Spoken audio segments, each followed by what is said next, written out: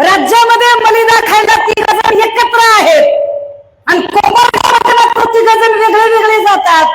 तुम्ही येण्यात करता आम्हाला, तुम्हाला असं वाटतं की आम्हाला काही कळतच नाही की तुम्ही सरकारच्या खुर्चीत तिकडे एकटे तुम्ही 3 जण बसता, तिथे एकत्र बसता तुम्ही, आणि इथे मात्र तुम्ही हे नाटक दाखवता लोकांना की नाही तुम्ही वेगवेगळे लढणारे आहात। मला कल्पना आहे बावनकुळे आले होते वाटतं इकडे।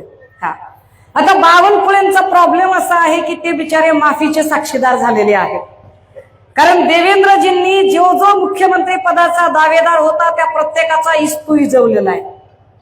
इस्तू इजवणे काय असते ते डिक्शनरीत काढून बघा, आमच्या मराठवाड्यातला शब्द आहे। पंकजा मुंडे असतील, विनोद तावडे असतील, सुधीर मुनगंटीवार असतील, चंद्रकांत पाटील असतील, ह्याच्यातला एक पण जण देवेंद्रजींच्या तावडीतनं सुटला नाही।